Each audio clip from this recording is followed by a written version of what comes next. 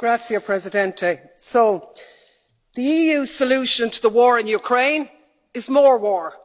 Pile in the weapons, splurge on militarism, threaten to engage in all-out economic and financial war against Russia. So the same things you were doing already and expecting a different result. The true definition of madness. How is not selling Kerrygold butter to Russia going to save any Ukrainian lives? How is buying filthy fracked US gas going to stop the war?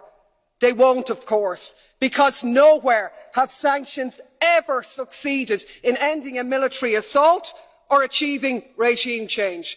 But what they have done is unleash economic devastation.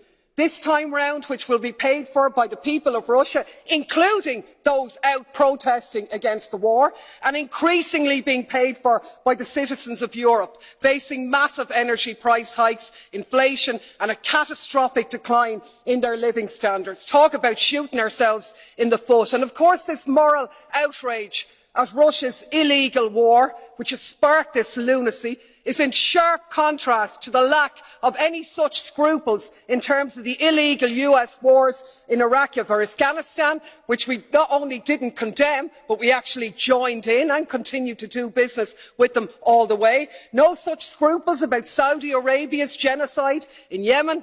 And even as the victims of those conflicts in the last few weeks meet to desperately seek financial pledges for their humanitarian crisis, they're being left short by billions, while we're happy to spend billions prolonging the war in Ukraine. Makes me absolutely sick.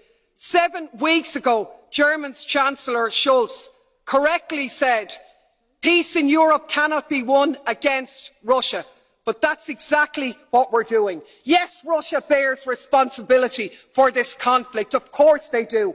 But we cannot ignore the role of NATO. And the EU, instead of promoting peace and acting in the interests of the people of Europe, the Ukrainians, the EU citizens, and yes, the Russian citizens too, has become a tool of NATO and the military-industrial complex. What is needed is an end to the conflict, an end to militarism, a ceasefire and a negotiated settlement. We should restore our role as a diplomatic one of promoting peace. Anything else makes us complicit.